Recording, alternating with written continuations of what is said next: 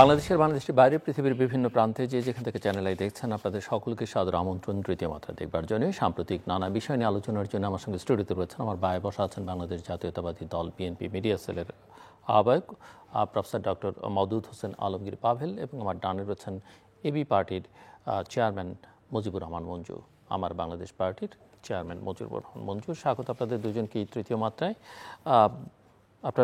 আমরা যেটা দেখছি যে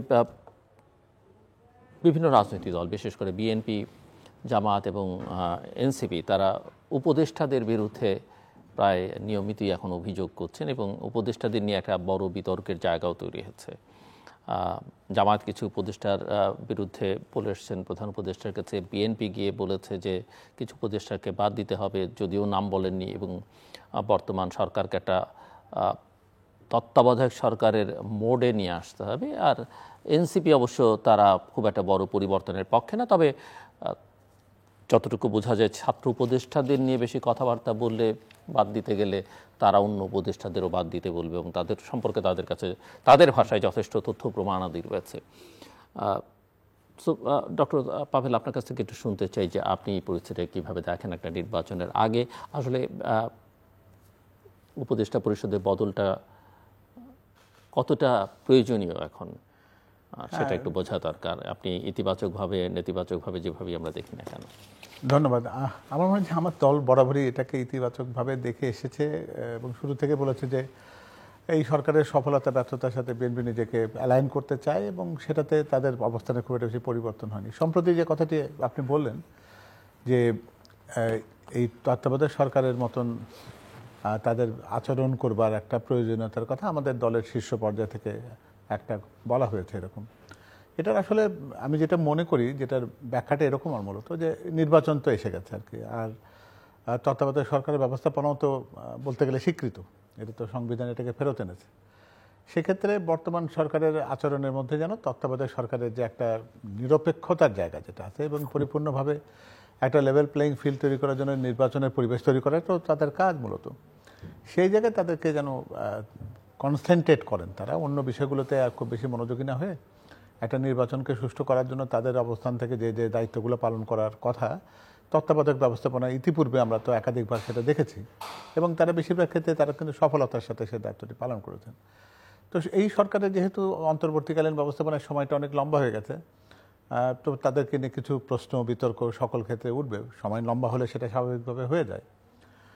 তো সে কারণে আমার মনে হয় যে তাদের বোধহয় এখন তাদের ক্যারেক্টারের একটা পরিবর্তনের কথা বলেছে, অর্থাৎ সামগ্রিকভাবে তাদের অবয়বের পরিবর্তনটা যতটা না, তার থেকে তাদের যেন কর্ম পরিকল্পনা বা কর্ম পদ্ধতির দিকে একটা পরিবর্তন যেন হয়, সেটাই বলার চেষ্টা করা হয়েছে যে আপনারা দৈনন্দিন কাজের দিকে ফেরত যান এবং একই সাথে নির্বাচন সুষ্ঠু করার জন্য যে কাজগুলো করা দরকার সেটার দিকে যান। আর লেভেল প্লেইং ফিল্ড তৈরি করার ক্ষেত্রে গুরুত্বপূর্ণ জায়গা হচ্ছে যে মাঠ পর্যায়ের প্রশাসন, পুলিশ প্রশাসন, এগুলোকে যেন নির্বাচনের সক্ষমতার দিকে নিয়ে যাওয়া যায় এবং তাদের নিরপেক্ষতা নিশ্চিত করা এবং একই সাথে তাদের ভেতরে যেন সততা এবং এই বাংলাদেশের যে একটা চমৎকার একটা গণতান্ত্রিক পরিবেশে উত্তরণের যে সুযোগটা তৈরি হয়েছে সেখানে তাদেরও যেন একটা অবদান থাকে, এই আইডিয়া থেকে কথাটা বলা মূলত। মঞ্জু, না, আমরা তো আপনি যেটা বললেন যে আমরা তো কয়েক ধরনের ভার্সন পেয়েছি।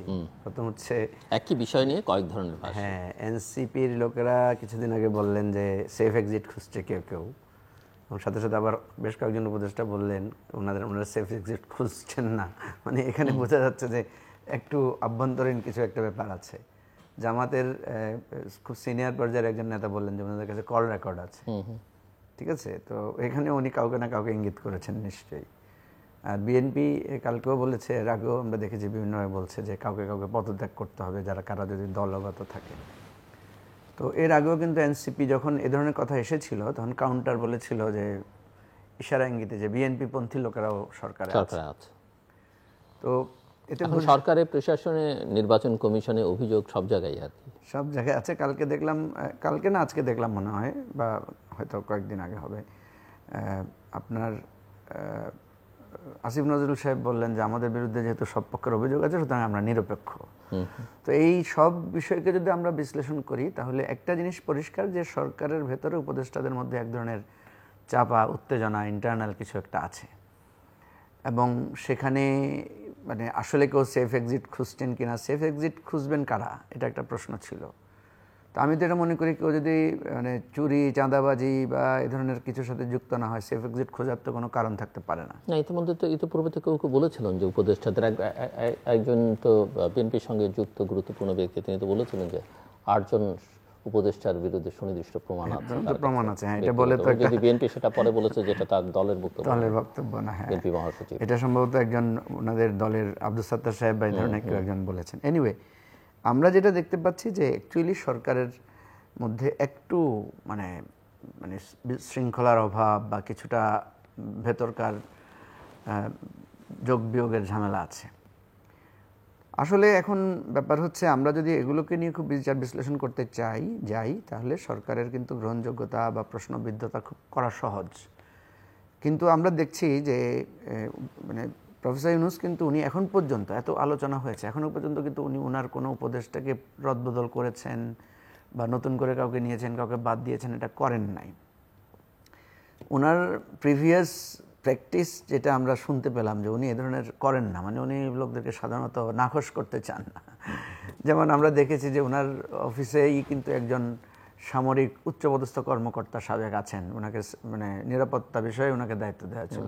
এখন কিন্তু ওনার ওই অর্থে কোনো দায়িত্ব নাই, কিন্তু এখনও উনি কিন্তু ওই বিশেষ সহকারী পদে আছেন আর কি। তো যাই হোক, কথা হচ্ছে যে এই জায়গাটা আমরা যদি এটা নিয়ে খুব সিরিয়াস আলোচনা করি তাহলে দেখা যাবে যে অ্যাকচুয়ালি জনমতের মধ্যে এটা তৈরি হতে পারে যে এই সরকারকে রিশাফল করা দরকার। কিন্তু আমাদের দলগুলোর মধ্যে যে অনৈক্য, এখানে যে আপনি কোনো রিশাফলের প্রপোজাল তুলবেন, সেখানে যে আমরা অনৈক্য কোথায়? আপনাদের মধ্যে তো ঐকমত্য করলেন আপনারা সংসদ ভবনের সাউথ প্লাজায় বসে যেভাবে। না, ওইটাও তো বললাম যে ওই ঐক্যমত্য ঠিক আছে, কিন্তু আপনি দেখেন যখনই ক্ষমতার প্রশ্ন আসবে তখনই কিন্তু ওই জায়গাটা সরে যাচ্ছে।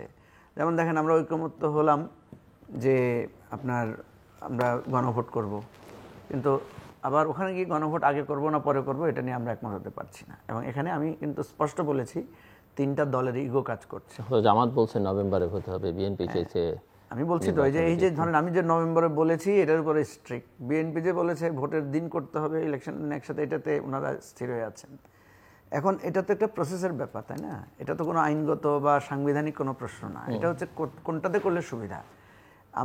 আমরা কিন্তু ওই ঐকমত্য কমিশনের বক্তব্যে বলেছি নভেম্বরে করলে কিছু সুবিধা আছে, কিছু অসুবিধা আছে, ভোটের দিন একসাথে করলেও কিছু সুবিধা আছে, কিছু অসুবিধা আছে। সুতরাং সরকার এখন বিবেচনা করে যে কোনো একটা দিক বলে দিলেই হয়। কিন্তু এখন সরকারের যে একটা অভ্যাস যে এদিকে বিএনপির দিকে এই সিদ্ধান্ত নিলে এরা বলবে উনি বিএনপি হয়ে গেছেন, যেটা দেখলাম লন্ডনে গিয়ে উনি স্বাক্ষর করার পর জামাত তো অভিমান করে একদম মিটিংয়ে একদিন মানে ইয়ে করলো, পরে উনি গিয়ে মিটিং ভাঙালেন, ফোন টোন করে ওনাদেরকে অভিমান ভাঙালেন। তো এখন এই জায়গাটায় সরকারের দৃঢ়তার অভাবে কিন্তু সরকারের, আমি নিরপেক্ষতা ক্ষুণ্ণ হবে বলবো না আসিফ নজরুলের ভাষায়, যে আমি মনে করি সরকার এখনও নিরপেক্ষ আছে। এবং বিএনপি যেটা ইঙ্গিত করেছে যে যাদেরকে যে তারা দলীয়, আমি মনে করি না যে তারা দলীয়। কেন মনে করি না? দুটো কারণে। কারণ ওরা যখন উপদেষ্টা পরিষদে যোগদান করেছে তখন কিন্তু তাদের দলটা তৈরি হয় নাই, তারা কিন্তু ছাত্র প্রতিনিধি হিসেবেই ওখানে স্থান পেয়েছে। সুতরাং তাদের দলীয় পরিচয় তারা সেখানে যায় নাই। আবার তাদের দল গঠনের ব্যাপারে তাদের একটা অবদান আছে, তাদের একটা অংশগ্রহণ আছে, এটা তো মোটামুটি পরিষ্কার। মানে পরিষ্কার বলতে আমি বলছি, আমরা বলি না যে পর্দার অন্তরালে অফ দ্য রেকর্ড পরিষ্কার। কারণ নাহিদ ইসলাম তো পদত্যাগ করে পরের দিনে উনি সভাপতি হলেন। এখন যারা বিভিন্ন পদে আছেন উপদেষ্টা পরিষদ, ওনারা কোনো দলকে পরামর্শ দিতে পারেন, ওনাদের সাথে নানা ধরনের হতে পারে, এটা তো হয়। পাভেল ভাইয়ের সাথে ধরেন স্বাস্থ্য উপদেষ্টার একটা মিটিং হলো, পাভেল ভাই যেহেতু একজন ডাক্তার, উনি একজন নীতি নির্ধারণের জায়গায় আছেন, সো হোয়াট, এখানে কি আমরা বলতে পারি তাহলে স্বাস্থ্য উপদেষ্টা বিএনপির হয়ে গেলেন? আমাদের সাথে মাঝে মাঝে উপদেষ্টারা কথা বলেন না, আমরা গিয়ে মিটিং করি না, তো এর মানে তো এটা না। বা আমরা যদি এখনও কোনো দলীয় বিষয়ে ওনাদের পরামর্শ চাই, ওনারা যদি আমাদেরকে পরামর্শ দেন, দিতেই তো পারেন শুভাকাঙ্ক্ষী হিসেবে। আপনার কাছে তো জিলু ভাই আসতে পারি না যে জিলু ভাই আমরা একটা প্রোগ্রাম করতে চাই, আপনি কি বলেন, এরকম আপনি তো আমাদেরকে পরামর্শ দিতেই পারেন। তো সেই জায়গা থেকে আমি মনে করি না যে এখানে কোনো মানে দলীয় লোকেরা সরকারে আছে। একজন লোক ছিলেন দলীয়, আমাদের যিনি ধর্ম উপদেষ্টা, উনি কিন্তু একটা রাজনৈতিক দলের উপদেষ্টা ছিলেন, উনি সেখান থেকে পদত্যাগ করে তারপরে এখানে জয়েন করেছেন। তো পদত্যাগ করে তো আমাদের রাষ্ট্রপতিরা তো পদত্যাগ করেই রাষ্ট্রপতি হন, তাই না? তখন তো ওনার আর দলীয় পরিচয়টা থাকে না।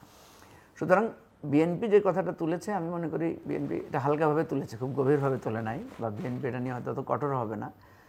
যে কথাটা বিএনপি বলেছে যে তত্ত্বাবধায়ক সরকারের ক্যারেক্টারে এটা আসা উচিত, এটার অর্থ কী? এই সরকারকে তত্ত্বাবধায়ক ক্যারেক্টারে আছেই, কারণ উপদেষ্টা পরিষদ হয় কোথায়? উপদেষ্টা পরিষদ তো আমাদের সাধারণ সরকারে তো নাই না, কিন্তু তত্ত্বাবধায়ক সরকার তো বা সাইজ ছোট, হ্যাঁ, রুটিন size ওয়ার্ক ছোট। করে, এখানে কয়েকটা হতে পারে, একটা হচ্ছে সাইজ ছোট করে আনা, আরেকটা হতে পারে তারা যে শুধুই রুটিন শুধু- ওয়ার্ক করে, শুধু নির্বাচন electionের- তাদের মূল হ্যাঁ, ফোকাসটা শুধু এর আগে নির্বাচনে থাকে। তত্ত্বাবধায়ক সরকারে তো শুধু নির্বাচনের কাজই করেছে। হ্যাঁ, আমার মনে হয় যে লাস্ট 3 মান্থস যেটা থাকে, ওই 3 মান্থসে তাদেরকে বাধ্য, যেটা প্রফেসর ইউনূস আমাদেরকে বলেছেন যে আমি এখন সব কাজ, আমরা একটা দাবি নিয়ে ওনার সাথে কথা বলতে গিয়েছিলাম, উনি বললেন যে দেখো আমার আর দাবি দেওয়ার বিষয় আর আমাকে ইনভলভ করো না, আমি এখন ইলেকশনে ফোকাস করতে চাই। তখন আমি নীতিগতভাবে বলেছি যে ঠিকই আছে, কারণ ইলেকশনটা সিরিয়াস চ্যালেঞ্জ কিন্তু, এবং আমরা কিন্তু বারবার উদ্বেগ জানাচ্ছি যে ইলেকশন হয়তো শুরু হবে, কিন্তু ইলেকশন প্রপারলি শেষ হবে কি না এটা নিয়ে আমরা খুবই উদ্বিগ্ন, খুবই চিন্তিত আছি। যেগুলো হয়তো বিভিন্ন জায়গায় বলেন যে আপনি ইলেকশন দেখেন না, হ্যাঁ, তো আমি কিন্তু ইলেকশন দেখি, বাট সেটা কি ধরনের ইলেকশন সেটা নিয়ে খুবই, মানে আমি আপনাদের এই জিনিসটা বুঝি না, মানে এটা বড় বড় নেতারা, বড় বড় দল সবাই আপনারা বলছেন আমরা ইলেকশন দেখি, কিন্তু কি ধরনের ইলেকশন সেটা বুঝি না। একজন নেতার একটা ইন্টারভিউ দেখলাম পত্রিকায়, তিনি বলছেন যে ইলেকশন হবে, ইলেকশনে আমার কোনো কনফিউশন নেই, গুণগত মান নিয়ে প্রশ্ন আছে। তাহলে আমরা এই যে আগের 3টে ইলেকশনের ধারাবাহিকতা আর একটা ইলেকশন করতে চাইছি, মানে ওটা আওয়ামী লীগ করেছিল বলে ওটা অ্যাকসেপ্টেবল না, আমরা করতে পারি না, এটা একেবারে ওইটার সাথে মেলানো যাবে না। না, মেলানো যাবে না। আমরা মানে কেন, আমি- দিলু ভাই, আমরা কেন বলছি? আমরা বলছি তো আসলে ইলেকশনটা প্রপারলি হওয়ার জন্য আমাদের উদ্বেগগুলো আগেভাগে জানাচ্ছি, সংখ্যাগুলো আগেভাগে জানাচ্ছি, ঠিক আছে না? আপনাকে যদি আমি সংখ্যার কথা আগে জানাই যে আপনি এটা করবেন, না করলে বিপদ হবে, তার মানে এটা না যে আপনি এটা করতে পারবেন, তার মানে হচ্ছে আপনি এগুলো প্রিকশন নিয়ে এগুলোর ব্যাপারে অ্যাওয়ার থেকে আপনি ইলেকশনটা করেন। এটাই আমাদের। আর ইলেকশন ছাড়া তো কোনো পথ নাই। আপনি বলেন আমাদেরকে কোনো ভিন্ন কোনো উপায় কি আছে ইলেকশন করা ছাড়া? ইলেকশন ছাড়া পথ নেই, কিন্তু একটা জানাতানো ইলেকশনের হ্যাঁ, পরবর্তী ফলাফলটা আরো না, খারাপ ওটা হবে। ওটা আরো খারাপ। আমি তো বলেছি এটা গণতন্ত্রের অভিযাত্রার দিকে যাচ্ছি, তো এটা আরো মানে খারাপ যাত্রার দিকে যাবে। আমরা এই জন্য কনসার্নগুলো প্রিভিয়াস, এবং আপনারা ঐকমত্য কমিশনে যে পরিমাণে এফোর্ট দিলেন, সেই এফোর্ট না দিয়ে একটা ভালো ইলেকশন করার এফোর্ট দিলে এতদিন ইলেকশনও হয়ে যেত, দেশও না মুক্তি না, পেত, জনগণও মুক্তি ইলেকশনে পেত। যত ইলেকশনে এফোর্ট দিলে তো আরো মানে খুব ভালো কিছু হবে মনে হয় না। যেমন প্রফেসর ইউনূস 17 তারিখে বললেন যে আমরা যেভাবে ঐকমত্য করে ফেলেছি, ইতিহাসে নাম লিখিয়েছে, এখন আসেন আমরা এভাবে কথাবার্তা বলে একটা নির্বাচনও করে ফেলি পুলিশ টুলিশ বাদ দিয়ে। আমি জানি না সেটা কতটা, প্রফেসর পাবেল। হ্যাঁ, আসলে আমার মনে হয় যে আমরা সবাই ওদের চ্যালেঞ্জটাকে কতটুকু উপলব্ধি করছি। আমি আপনার সাথে এই জায়গাতে একটু একমত থাকতে চাই যে ইলেকশন একটা হবে বা হবে কি হবে না সেই নিয়ে যে দোলাচলের কথাটা অনেকেই বলবার চেষ্টা করেন, আবার চ্যালেঞ্জগুলোকে আমরা প্রকৃতপক্ষে অ্যাড্রেস করেছি কিনা আমার কাছে সেটা আমি মনে হয় ওখানে যেতে চাই। যে একটা ইলেকশনকে ফেব্রুয়ারিতে করব আমরা, কিন্তু এই ইলেকশনটা করার পথে কি কি প্রতিবন্ধকতা আসতে পারে ইলেকশনের আগে, সেটা যদি এই অন্তর্বর্তীকালীন সরকার, যারা এখন তত্ত্বাবধায়ক সরকারের আদলে চলে যাওয়াটা প্রয়োজন এখন, তারা সেই বিষয়গুলোকে যদি তাদের এজেন্ডার মধ্যে না আনেন, তাহলে কিন্তু তারা বলবে যে আমরা এটা বুঝতে পারি নাই। তো এটা বলার মধ্যে দিয়ে কিন্তু জাতিকে আপনি একটা অনিশ্চয়তার মধ্যে ফেলে দিতে পারেন না।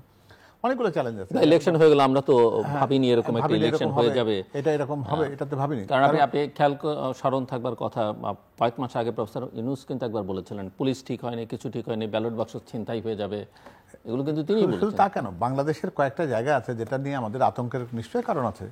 সে জায়গায় ইলেকশনটা সঠিকভাবে করার জন্য যে এনগেজমেন্টটা দরকার, সেটা নিয়ে হোমওয়ার্ক আছে কিনা। কারণ সব জায়গায় যে সমান আছে এরকম না। লেভেল প্লেইং ফিল্ড বলতে কিন্তু পুরো বাংলাদেশের ফিল্ডে কিন্তু একটা ফিল্ড না। বাংলাদেশ কিন্তু অসংখ্য ছোট ছোট ফিল্ডে বিভক্ত। সেই ফিল্ডের মধ্যে কোনো কোনো জায়গাতে লেভেল প্লেইং হতে পারে, কিন্তু সকল ফিল্ডই লেভেল প্লেইং। এটা যদি তারা ভেবে যদি এগোন, তাহলে আমার মনে হয় তাদের হোমওয়ার্কটা প্রপার নয়। আমি মনে করি যে এই জায়গাটা তাদের চিন্তা করা উচিত। আর একটা জিনিস হলো যে নির্বাচন তো এই অন্তর্বর্তীকালীন সরকার বা তত্ত্বাবধায়ক সরকার যেটাই বলে না, তাদের তো গুটি কয়েক মানুষ, তাদের তো এমন না যে তারা একটা একটা দল, রাজনৈতিক দল, যে মাঠ পর্যায়ে তাদের একটা বিস্তৃত কর্মক্ষেত্র রয়েছে বা যেখানে তাদের অনুসারী রয়েছে যারা তাদের বলা কথাগুলোকে বাস্তবায়ন করবে। তাদের মেশিনারি কোনটা? তাদের মেশিনারি হচ্ছে এই প্রশাসন, এই পুলিশ প্রশাসন এবং এই সিভিল প্রশাসন। তো এই সিভিল প্রশাসন বা পুলিশ প্রশাসনে ওনারা গত প্রায় বলতে গেলে 1.5 বছরের মতন সময়ের কাছাকাছি তারা পৌঁছতে যাবেন কিছুদিনের মধ্যে। সেটার গুণগত পরিবর্তন আমরা করতে পেরেছি কিনা, আমরা কোনো রাজনৈতিক দল বা জনগণ প্রকৃতপক্ষে কি পুলিশকে কি পেশাদারিত্বের জায়গায় এখন সেটা ততটা দেখছে কিনা, বা পুলিশের ভেতরে যদি পুলিশকে যদি আপনি প্রশ্ন করেন তার ঊর্ধ্বতন পর্যায়ে, তারাও কিন্তু বলবেন যে আমাদের ভেতরে কিন্তু এখনও শস্যের মধ্যে অনেক ভূত আছে। সেগুলোকে যদি আমরা পুরোপুরি না তাড়াতে পারি, মাঠে যখন প্রকৃত পরীক্ষার সময় আসবে 300টা পরীক্ষা কিন্তু একদিনে হবে। এটা আমরা কিন্তু খণ্ডিত আকারে করতে পারবো না যে আমি আজকে 50টা করে 6 দিনে 300টা পরীক্ষা একখানে হবে। সেই জায়গায় প্রত্যেকটা জায়গাতে আপনার প্রপার রেফারি, লাইন্সম্যান এটা আপনি সেই জায়গায় যোগান দিতে পারবেন কিনা, সেটা একটা প্রশ্ন আছে। এবং এই রেজাল্টটাকে যারা কাঠামোগতভাবে তৈরি করেন, সে পোলিং এজেন্ট বলি, পোলিং অফিসার বলি, দুই পক্ষেরই আছে। এজেন্ট ধরো রাজনৈতিক দলরা দেবে, অফিসার বলি বা সেই প্রিজাইডিং অফিসাররা বলি, তারা কারা, তাদের নির্বাচনের প্রক্রিয়াটা কিভাবে হচ্ছে, তাদের সাথে বলেছেন আপনারা যে অতীতে যারা নির্বাচনের কাজের সাথে সংশ্লিষ্ট ছিল আপনি কোথায় পাবেন, আমি তো বুঝি না। একেবারে পুরো যারা গত 3 নির্বাচনে কাজ করেছে, হ্যাঁ, লোমবাস থেকে কম্বল উজাড় করে ফেলবো কিনা। কারণ ওই আমরা তো জানি যে প্রথাগতভাবে ব্যাংকের কর্মকর্তা, শিক্ষক, এদেরকে দিয়ে তো আমরা এই পোলিং অফিসার বা প্রিজাইডিং অফিসারদেরকে বানাই। এর সাথে রয়েছে রিটার্নিং অফিসার, সহকারী রিটার্নিং অফিসার। এই জায়গাতে পরিবর্তনগুলো করা হয়েছে কিনা, এই জায়গাতে তারা কতটুকু এফিশিয়েন্ট, সেটা কি আমার তো সংস্থাপনের দায়িত্ব তো খোদ প্রধান উপদেষ্টা নিজেই রয়েছেন, যদিও তার কয়েকজন উপদেষ্টা বা সহকারী বা এরকম পর্যায়ের কিছু কিছু আছে, কিন্তু দিন শেষে প্রধান উপদেষ্টার জবাবদিহিতা তো সবচেয়ে বেশি আসবে। তো এটা নিয়ে তারা কাজ করছেন কিনা, তাদের ভেতরে এই আলোচনাটা হয় কিনা, যে তারা এতদিনে ওই গ্রাসরুট লেভেলে যারা কাজ করছে, যারা ফিল্ডের মধ্যে, আমি বলেছি একটু আগে যে বাংলাদেশ কিন্তু একটা ফিল্ড নয়, অসংখ্য আমি বলবো যে 300টাকেও আরো ভাগ করতে হবে। আপনার তো প্রত্যেকটা কেন্দ্র আছে, ওই ফিল্ডের মধ্যে কিন্তু সাব ফিল্ড আছে অনেকগুলো। তো ফলে আপনি 115টা 20টা ভোট কেন্দ্র যদি হয়, তাহলে 115টা ভোট কেন্দ্র কি সমান রকমভাবে সুরক্ষিত? অসংখ্য জায়গা আছে, চরাঞ্চল আছে, দ্বীপাঞ্চল আছে। এই জায়গাগুলোতে যদি নির্বাচনের যে প্রত্যাশা জনগণের মধ্যে তৈরি করে দিয়েছি আমরা, সেটা যদি পূরণ না হয়, তাহলে বাইরের দুনিয়ার তো এমনিতেও একটা প্রশ্ন তাদের কাছে আছে যে প্রকৃত অংশগ্রহণ বলতে উদার বহির্বিশ্ব তো অনেক সময় এটা মনে করে যে কোনো কোনো দলকে বাদ রেখে তো অংশগ্রহণমূলক তো এটা হতে পারে না। সেটা তো প্রশ্ন তারা তো বারবার করছে, এবং এক্ষেত্রে প্রধান উপদেষ্টাও মাঝে মাঝে কিন্তু কখনো কখনো এমন উত্তর দিয়েছেন যেটা অন্যরা হয়তো পছন্দ করেনি, আমরাও করিনি। তো আমার মনে হয় কিন্তু এগুলো বিষয়গুলো নিয়ে ঠিক প্রস্তুতিটা যেন দৃশ্যমান না। আমরা রাজনৈতিক দল হিসেবে বা সাধারণ জনগণ হিসেবে এই কথাগুলো তাদের কাছে বারবার কিন্তু তুলে নিয়ে গেছি। ওনারা এই কাজগুলোতে যতটা বেশি দক্ষতা দেখাতে চেয়েছেন, তার চেয়ে অন্য জায়গাতে তারা ব্যক্তিগত পারফরমেন্সের জায়গায় যাওয়ার চেষ্টা করেছেন, যেটা খুব বেশি গুরুত্বপূর্ণ ছিল না। ব্যক্তিগত পারফরমেন্সে যে খুব ভালো হয়েছে সেটা বলা যাবে না। আপনি কি মেনে নেবেন যে হযরত শাহজালাল আন্তর্জাতিক বিমানবন্দরে একটা পরিপূর্ণ কার্গো ভিলেজ পুরে ছাই হয়ে গেল? তারাই বলছেন যে $1 বিলিয়ন বেশি ক্ষতি হয়েছে। $1 বিলিয়ন উপর অর্থ ক্ষতি হয়েছে, এটা তারা হিসাব করছেন। কিন্তু এর সাথে যে সমস্ত জিনিসপত্রগুলো পুড়ে গেছে, তার জন্য যে উৎপাদনের ক্ষেত্রে যে ক্ষতিটা হবে, এর রেকারিং ইফেক্টটা কি সেটা চিন্তা করেছেন? আমি খুব ছোট একটা কথাই বলি যে ডিএচএল এর সব পুড়ে গেছে। তো ডিএচএল তার একটা ডকুমেন্টকে সবচেয়ে গুরুত্বপূর্ণ, একটা কাস্টমারের একটা ডকুমেন্টে তাদের কাছে অত্যন্ত গুরুত্বপূর্ণ জিনিস। আপনি ইন্স্যুরেন্সের টাকা দেবেন আর ওই ব্যক্তি সন্তুষ্ট হয়ে যাবে? ওখানে মৃতদেহ পর্যন্ত পুড়ে গেছে। তো ওই জায়গায় সক্ষমতাটা কই? আপনি কিভাবে বলবেন যে একটা বিমানবন্দরে যদি তাৎক্ষণিকভাবে অগ্নি নির্বাপনার ক্ষেত্রে যেটা সর্বোচ্চ প্রস্তুতি থাকে, সারাক্ষণ প্লেন টেক অফ করছে, ল্যান্ডিং করছে, তাতে একেবারে বলতে পারে ফায়ার ফাইটাররা সার্বক্ষণিক প্রস্তুতি থাকে, সেখানে আমি তো মনে করি আগুন নেভে নেই, মানে পোড়াবার মতো কিছু ছিল না বলে আগুন নিজে নিজে নেভেছে। তা নাহলে এতটা লম্বা সময় ধরে আপনি ওখানে দাহ্য পদার্থ ছিল, নানা ধরনের কথাবার্তা। এখন আমাদের এই প্রস্তুতিগুলাই নেই। তো ওর চাইতে অনেক বড় অগ্নি পরীক্ষা, এটাও তো একটা অগ্নি পরীক্ষা ছিল, সেই অগ্নি পরীক্ষাতে আমরা খুব উত্তীর্ণ হয়েছে এটা বলতে পারবো না। এখন অন্য যদি কোনো একটা এয়ারলাইন যদি বলে যে তোমাদের এই এফিসিয়েন্সিতে আমি ওখানে ফ্লাইট ডাইভার্ট করে অন্য জায়গায় পাঠাই, একটা ফ্লাইট ডাইভার্সনের খেসারত একটা এয়ারলাইন্স তো বোঝে, তারা বলবে যে আমার ওই ডেস্টিনেশনে যাওয়ার দরকার কি। তো আমরা তো এগুলোকে গুরুত্ব দিই না, কিন্তু এগুলো যে একটা করে সত্যিকার অর্থে রিহার্সাল জায়গা, তো সেটার প্রস্তুতি আছে কিনা, এরকম নির্বাচনী কেন্দ্রগুলোর ক্ষেত্রে যেরকম আক্রমণ আসবে না সেটা তো কেউ বলতে পারবে না। সেই জায়গায় প্রস্তুতিটা খুবই গুরুত্বপূর্ণ। আমার মনে হয় যে এখনও সময় আছে, আমি বলি আর কি ইতিবাচক দৃষ্টিতে তো এটাই বলবো যে সময়টা আছে তাদের অন্য সব কাজ বাদ দিয়ে এটিতে তাদের সক্ষমতার প্রমাণটা দেওয়া, যে এটা তারা সত্যিকার অর্থে এটা বলে যে আমরা তো চেষ্টা করেছি, এটার মধ্যে দিয়ে যেন দায়িত্বটা শেষ না হয়ে যায়। জি, মিস্টার মুজিবুর রহমান মঞ্জু। এবং আরেকটা জিনিসটা স্পষ্ট আমার গত কয়েকদিনের বিভিন্ন দলের, বিশেষ করে এনসিপির কথাবার্তা স্পষ্ট যে জুলাই সনদ নিয়ে, এর আইনি ভিত্তি নিয়ে এবং সেটা কিভাবে হবে সেটা নিয়েও জটিলতা বারবার একটা আশঙ্কা। আমি যেটা মনে করি যা আলোচনা হওয়ার আলোচনা শেষ, আলোচনা আর না, কিছু এখন ধরেন যদি গণভোটের প্রশ্নটা আসে, অথবা ধরেন ওই যে প্রেসিডেন্সিয়াল অর্ডার তো হবে না, বলা হচ্ছে চিফ অ্যাডভাইজারের অর্ডার দিয়ে যদি সব আইনি ভিত্তি দেওয়ার চেষ্টা হয়, সেগুলো না। প্রশ্ন হচ্ছে যে আপনি একটা সনদে আমরা সবাই একমত হয়ে গেছি এবং এটার বাস্তবায়নের অঙ্গীকার সবাই কোথায় হলেন? 55টা রাজনৈতিক দলের মধ্যে নিবন্ধিত 18টা দল মাত্র সিগনেচার করলেন না, সবাই। সেটা তো আমরা মানে এখানে একটা জিনিস ভুল বোঝানো হয়, সেটা হচ্ছে যে স্বাক্ষর করাটা আর একমত হওয়ার মধ্যে কিন্তু পার্থক্য আছে। আমরা কিন্তু একটা অঙ্গীকার পত্রে স্বাক্ষর করেছি, আর আমরা কিন্তু আগেই একমত হয়ে ওই চ্যাপ্টারটা শেষ করেছি, ঠিক আছে? এখন যারা স্বাক্ষর করে নাই তারা কিন্তু বলে নাই যে আমরা এটা স্বাক্ষর করব না, তারা বলছে এটার বাস্তবায়নের রূপটা আমরা দেখে তারপরে করব। আর আমরা যারা স্বাক্ষর করেছি আমরা সরকারের উপরে বিশ্বাস রেখেছি যে ওনারা এটা বাস্তবায়নের জন্য একটা। আচ্ছা, আমাকে একটা জিনিস জাস্ট, আমি যেহেতু আপনি প্রক্রিয়ার মধ্যে ছিলেন, আপনার কাছ থেকে জানতে চাই, আপনি ব্যক্তিগতভাবে ছিলেন আর মিস্টার পাভেলের দল তো ছিল। নিবন্ধিত রাজনৈতিক দল কয়টা বাংলাদেশে এখন? 55টা। এখন 54 বা 55টা রাজনৈতিক দল। আওয়ামী লীগ মানে সাসপেন্ডেড, তার কার্যক্রম। আমি আওয়ামী লীগকে বাদ দিলাম। আপনারা অংশ নিয়েছেন 33টা দল। 33টা দলের মধ্যে বেশ কিছু রাজনৈতিক দল নিবন্ধিত না। এই যে বাকি নিবন্ধিত রাজনৈতিক দলগুলো, তারা কোথায়? মানে তাদেরকে কি ইনভাইট করা হয়েছিল এই আলোচনায়? না, তাদেরকে ইনভাইট করা হয় নাই। এখানে যেটা হয়েছে, যেটা মানে আওয়ামী লীগের যে ফ্যাসিবাদ রেজিম, যেটা এই ফ্যাসিবাদী রেজিমের সাথে যে সমস্ত দলগুলো ইনভলভ ছিল, সেই সমস্ত দলকে এখানে ইনভাইট করা হয় নাই সোফার, আমরা যেটা দেখলাম আর কি। এবং এটার একটা কারণ হচ্ছে যে মানে নিবন্ধিত সংখ্যাগরিষ্ঠ রাজনৈতিক দল ওই রেজিমের সঙ্গে ছিল। আপনি যদি সংখ্যার বিচারে হিসাব করেন, এটা সংখ্যাটা হিসাব করলে হয়তো বোঝা যাবে, তাই দাঁড়ায়। কারণ সংখ্যা দাঁড়ালে সেটা দাঁড়াবে। সেটা হচ্ছে আপনি তো পরিষ্কার যে আওয়ামী লীগের সাথে একদিকে জাতীয় পার্টি, একদিকে 14 দল, আর এর বাইরে আওয়ামী লীগ কিছু নতুন দল তৈরি করেছে, যেটা গত ইয়াতে দেখা গেলো ডিজিএফআইরা নানাভাবে দল তৈরি করেছে। তো এইরকম একটা গুচ্ছ। আপনি যে 54টা দলের কথা বলেছেন, সেখানে দেখা যাবে যে মানে খুব অ্যাক্টিভ দল আছে 20 থেকে 22টা নিবন্ধিত। মানে একটা নিবন্ধন তো এখানে খুব গুরুত্বপূর্ণ বাংলাদেশের পলিটিক্সে। আপনি দেখেন জাতীয় পার্টির নামে দল আছে 4টা না 5টা, ঠিক আছে? তারপর একই নামে বিভিন্ন রকমের দল আছে, এই ব্যাপার স্যাপার আছে। তো এখানে একটা টেকনিক্যাল জায়গা যেটা হচ্ছে যে আপনি আওয়ামী লীগকে ডাকলেন না, সে ধরেন তার কার্যক্রম নিষিদ্ধ আছে বলে, জাতীয় পার্টিকে ডাকলেন না কেন, এই প্রশ্নটা উঠবে। আমরা উঠেছি, এই প্রশ্নটা তুলেছিও। এখন জাতীয় পার্টিকে ডাকার সাথে সাথে দেখা গেল যে সব রাজনৈতিক দল বলছে এদের সাথে আমরা কিভাবে সংস্কার আলোচনায় বসবো। প্রতিনিয়ত দেখা যাবে যে সেখানে বিষয়গুলো আসবে। দেখবেন জাতীয় পার্টির লোকদের সাথে আমরা কোনো টক শোতে গেলেও সেখানে এই একটা মানে উত্তেজনাকর পরিস্থিতি তৈরি হয়, খুব অসৌজন্যমূলক পরিস্থিতি তৈরি হচ্ছে।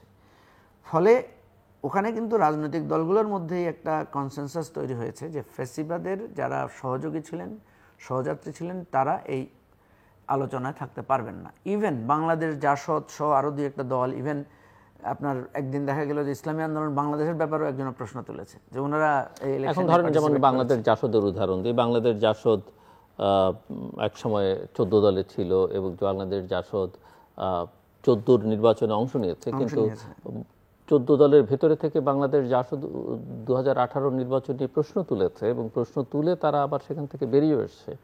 তো ইতিহাসে তো আওয়ামী লীগের ঘনিষ্ঠ, আজকে যারা এখানে আছে তারাও কেউ আওয়ামী লীগের ঘনিষ্ঠ ছিল। মহাজোটে তো আপনার ইভেন জামায়াতে ইসলামী আওয়ামী লীগের সঙ্গে একসঙ্গে আন্দোলন সংগ্রাম করেছে। সো এখানে একটা রেড লাইন দেয়া হয়েছে, একটা লাইন ঠিক করা হয়েছে, সেটা আর ফ্যাসিবাদ, ফ্যাসিস্ট ক্যারেক্টার এইসব রাজনৈতিক দলের মধ্যে যে নেই কারো মধ্যে, এটাও তো বলা যাবে না। না, সেটা তো যার যখন মানে যার আঙ্গিনায়, যার অবস্থায় তার ফ্যাসিজম তো বোঝা যায়, সেটা তো আলাদা হিসাব। আমরা যেটা বলছি যে এখানে একটা লাইন ঠিক করা হয়েছে যে ফাইনালি এই চূড়ান্ত, মানে এখানে তো দেখা গেছে যে আসলে আমার আবার আরেকটা প্রশ্ন, আমার আবার আরেকটা প্রশ্ন, এই পুরো প্রক্রিয়াটাকে আপনারা অ্যাডহক বেসিসে করতে চাইছেন না এটা যেন সাস্টেইনেবল হয় সেই চেষ্টা করেছেন? না, অবশ্যই সাস্টেইনেবল। মানে আপনার এই যে যাচাই বাছাই, পক্ষে নেওয়া, কাউকে বাইরে রাখা, এতে তো মনে হয় পুরো বিষয়টা সাস্টেইনেবিলিটির দিকে মনোযোগ দেওয়া হয় না। শুনেন, আমরা এটা নিয়ে কিন্তু প্রচুর তর্ক করেছি। প্রথম কথা হচ্ছে যে আমরা যে জিনিসটা করেছি, ধরুন আমরা সাংবিধানিক বৈধতা চাচ্ছি, আইনি বৈধতা চাচ্ছি, আমরা এটা কনসেনসাস চাচ্ছি, আবার এটাকে গণভোটে দিয়ে সকল মানুষের একটা মতামত নিতে চাচ্ছি, এই তো একটু তো প্রসেস তো, যে আমরা কেউ যাতে বাদ না যায় শেষ পর্যন্ত। প্রশ্ন হচ্ছে, ধরেন কালকে এমন একটা সরকার আসলো যারা এই টোটাল প্রক্রিয়ার সাথে সম্পৃক্ত না, যারা হয়তো এই প্রক্রিয়ার বিরুদ্ধে, তারা তো এগুলো কিছুই মানবে না, সব উল্টে পাল্টে ফেলবে, ঠিক না? তো সুতরাং সাস্টেইনেবল বলতে তো কিছু নাই আলটিমেটলি, কিন্তু কথা হচ্ছে আছে, মানে সেটা করা যায়। পৃথিবীর অনেক দেশের নজির আছে, যদি আপনার ওই সহনশীলতা, না, ওই পৃথিবীর নজির দিয়ে তো বাংলাদেশকে আপনি মিলাতে পারবেন না। বাংলাদেশ তো পৃথিবীর বেনজির একটা কান্ট্রি। এদেশের আইজিও যেরকম বেনজির, এদেশের আইজির কাঁচ দেয়া ঘেরা বাড়ি থাকে, এবং এই ধরনের বেনজির তো আমাদের এখানে আছেই। সুতরাং এই রাষ্ট্রটাই পৃথিবীর কোনো নজিরের সাথে মিলাতে পারবেন না। এটা হয়তো আমাদের নিজেদের গায়ে লাগবে রাষ্ট্রের নাগরিক হিসেবে, কাউকে না কাউকে তো ভালো শুরু করতে হবে। আমরা তো সেই জন্যই চাচ্ছিলাম। দিলু ভাই, আপনি দেখেন, আমি আপনাকে মারবো, আপনি আমাকে মারবেন, আপনি দেখেন পরিস্থিতিটা কোথায়। আপনি যদি এখন আমাদের ফেসবুকেও ঢোকেন, আমাদের আপনি নিজে অনেক গালাগালি খান, আপনি জানেন। আমি প্রতিদিনই খাই।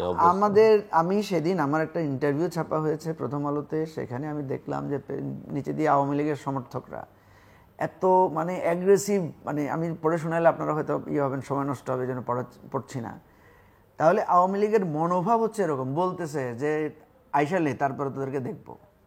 তাই বলছে, ভাই তোমরা তো ছিলাই, আবার আইসা নিয়ে দেখবা কি, তোমরা তো ছিলাই, সবচাইতে সর্বোচ্চ ক্ষমতা নিয়ে তো ছিলা।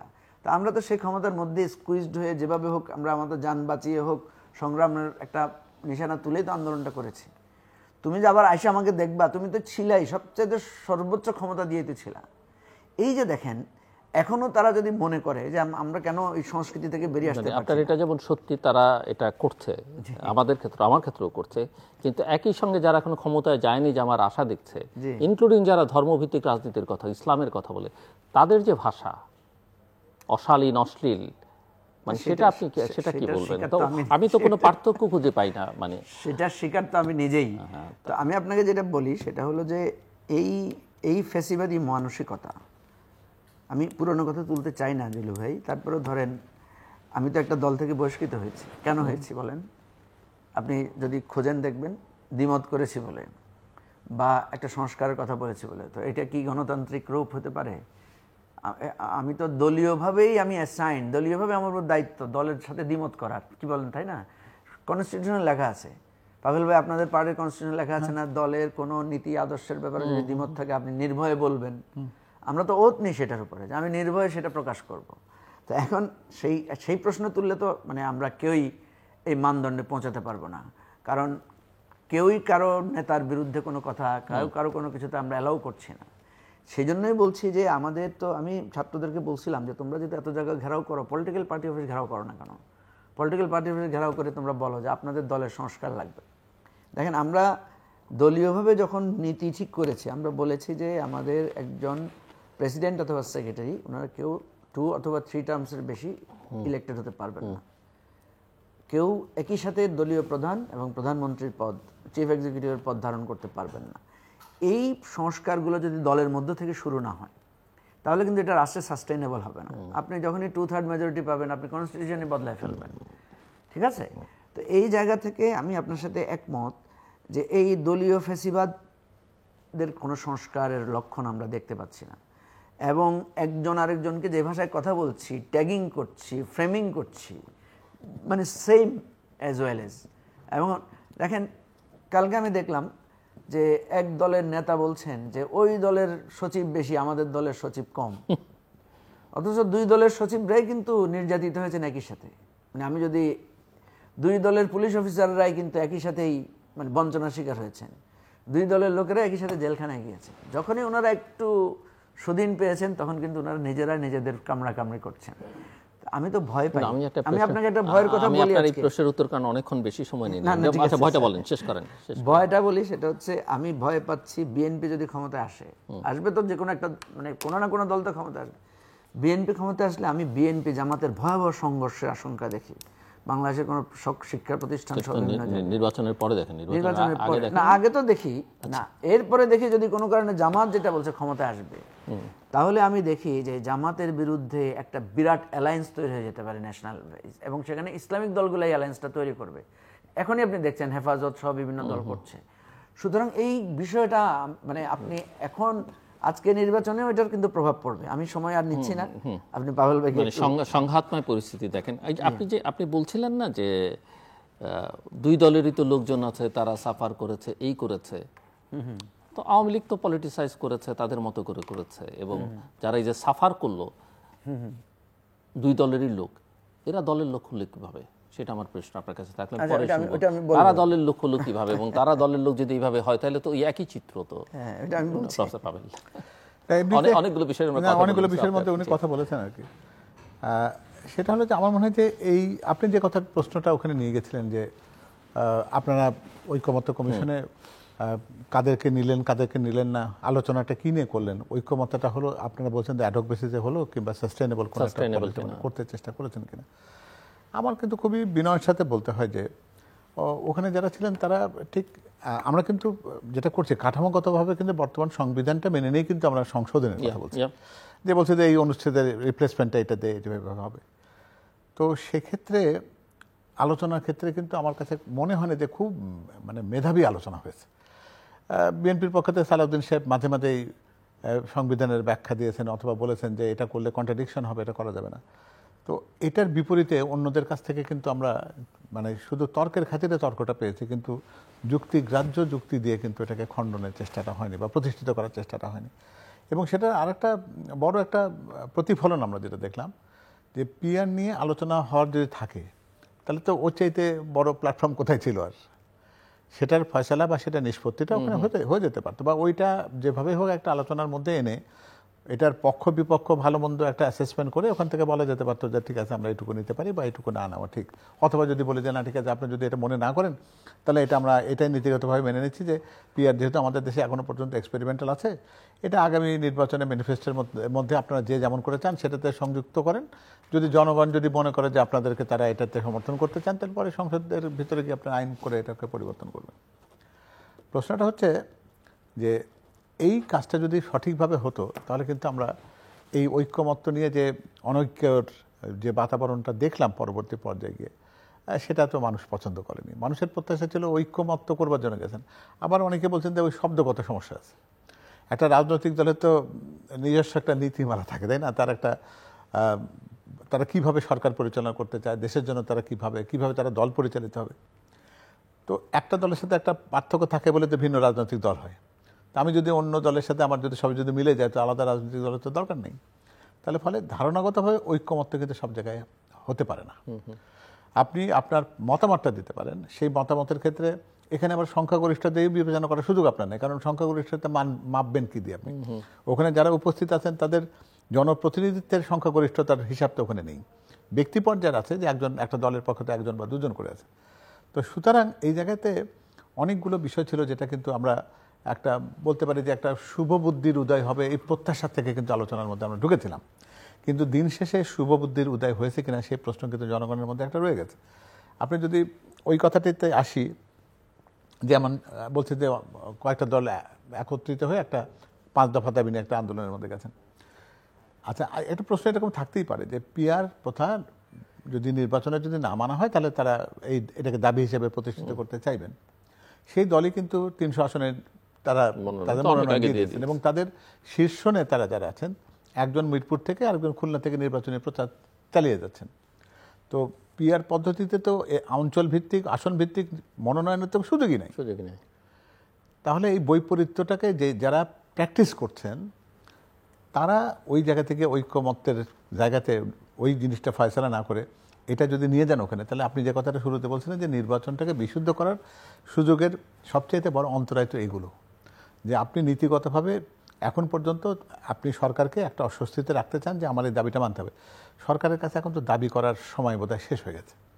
এখন সরকারের দাবি করার পরিবর্তে সরকারকে আশ্বস্ত করা দরকার যে আপনারা এই কাজ করুন। আপনাদের চ্যালেঞ্জ কিন্তু অনেকগুলো, কারণ এখানে আপনি একটা রাজনৈতিক দলকে তার কার্যক্রমকে নিষিদ্ধ করেছেন। তার জনসমর্থনের দল, তার পেছনে যারা লোকজন যারা থাকে তারা তো সবাই তো দেশের বাইরে ভারতে আশ্রয় নিতে পারে না, তারা তো দেশে আছে। তাহলে এই নির্বাচনে তাদের মোটিভটা কী হবে, তাদের অংশগ্রহণ থাকবে কিনা সেটা চিন্তা করেছি কিনা আমরা। সেটা যদি হোমওয়ার্ক না থাকে এবং তারা কিভাবে বিহেভ করতে যাচ্ছে এবং তাদের সাথে যারা তারা তখন বেনিফিশিয়ারি বেরোবার চেষ্টা করছে ঝটিকা স্বল্প সময়ের জন্য করছে হলেও। তারা। তো এই ঝটিকাটা আস্তে আস্তে আস্তে বৃহত্তর পর্যায়ে সাইক্লোনে পরিণত করার চেষ্টা তো তারা করবে। অন্তত তাদের উপর তো এরকম নির্দেশনা থাকবে, কমপক্ষে 50টা নির্বাচনী আসনে নির্বাচনটা অন্তত ভণ্ডুল করে দাও। সে চেষ্টা তারা করবে। এই হিসাবটা তো আমাকে রাখতে হবে এই জায়গায়।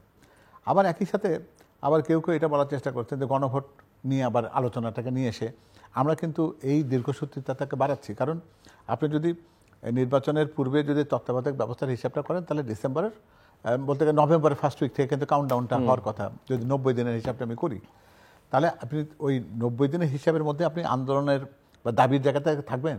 যদি দাবির জায়গায় থাকেন, তাহলে আপনি ধরে নিতে হবে যে আপনি ফেব্রুয়ারিতে ইলেকশন চাচ্ছেন না। তো দাবির বিষয়টাতে এখনই যদি আমি একটা জায়গাতে না পৌঁছতে পারি, কারণ ওরা বলছে যে গণভোট কখন হবে এটাকে একটা সমস্যার মধ্যে দিয়েছে। মঞ্জু ভাই যেটা বলছিলেন যে গণভোট হবে, এটাতে বিএনপি প্রথমে এটাতে যেতে চায়নি। তারা বলেছে যে এটাতে গণভোটটা করার টেকনিক্যাল প্রবলেমটা হচ্ছে যে গণভোটের ব্যালট আপনি কি লিখবেন, অনেকগুলো বিষয়। আপনি বক্তব্য ওটা কি 5 পৃষ্ঠার একটা বা 10 পৃষ্ঠা 50 পৃষ্ঠার একটা ডকুমেন্ট দিয়ে লোককে বলবেন যে প্রত্যেকটা কলমে বাংলাদেশের মানুষ সবাই এটা পড়ে ভোট দিতে পারবে সেই বিচার আপনারা নিজেরাই যেখানে সংবিধানের আলোচনায় সবাই অংশ নিতে পারলেন না। ওই জায়গাতে একজনকে দেখলাম যে সালাউদ্দিন সাহেব সংবিধানের বক্তৃতা দিচ্ছেন রীতিমতো ক্লাস নেওয়ার মতন করে। সেখানে এই সংবিধানের দায়িত্বটা আপনি জনগণের হাতে ছেড়ে দিচ্ছেন যে তারা এটা দিবে। তো এটা একটা গণভোট নিয়ে বিএনপি অবস্থানটা যৌক্তিক ছিল আমি মনে করি। যে তারা মনে করেছে যে এইভাবে হয় না। আপনি যদি বলেন যে জুলাই সনদের পক্ষে না বিপক্ষে, অনেকে বলেন আমি তো সবগুলোর পক্ষে না, আমি কোনোটার পক্ষে, আবার এটাতে কি পরিমাপটা করবেন? আচ্ছা, আবার সময় নিয়ে কথা বলছেন। ধরে নিলাম আপনি নভেম্বরে করবেন, তর্কের খাতিরে যদি ধরি, তো ওখানে তো কোনো প্রচারণা নাই। গণভোটে আমাকে ভোট দিন বা হ্যাঁতে ভোট দিন, এটাকে প্রচার করবে কেউ? কোনো রাজনৈতিক দল কি বলবে যে সবাই মিলে ভাই আমরা কিন্তু ঐক্যমত্য কমিশনে গেছিলাম, আমরা চাই যে আপনারা কিন্তু গণভোটে আমার পক্ষে হ্যাঁ ভোট দেবেন? এটা বলতে কেউ যাবে? আর একজন ভোটার বলবে যে আমার তো কোনো প্রার্থী নাই, আমি কাগজের মধ্যে হ্যাঁ না লেখার জন্য যাবো না বাবা, ওটা যে পারো করো। এখন যদি ওখানে লো পার্সেন্টেজ অফ টার্ন ওভার হয়, যদি টার্ন আউট হয় যদি ওখানে, তাহলে কী করবেন আপনি? তাহলে কি আপনি গণভোটকে প্রশ্নবিদ্ধ করার চেষ্টা করছেন কিনা? তো নভেম্বরে গণভোট চাওয়ার মধ্যে দিয়ে কিন্তু আপনি এই প্রসঙ্গটা আনছেন। আপনি ফেব্রুয়ারিতে চাইলে অন্তত এইটুকু গ্যারান্টি পাবেন যে লোকজন প্রার্থীর জন্য তো ভোটটা দিতে যাবে, গেলে তখন অন্তত নভেম্বরের চাইতে বেশি ওখানে টার্ন আউট হওয়ার একটা সম্ভাবনা আছে। এতটা সোজা যুক্তি না বোঝার মতো কারণ কিন্তু কোথাও নাই। সবাই বোঝেন এটা যে পিআর আন্দোলনটা চলে না, গণভোট নভেম্বরে চাওয়া এটার মধ্যে যৌক্তিকতা নেই। কিন্তু যেহেতু আমরা এটাকে একটা জটিলতার জায়গায় রাখতে চাই, সেজন্য কিন্তু উঠে পড়ে কিন্তু আমরা ওখানে যাচ্ছি। গুরুত্বপূর্ণ ছিল এটা।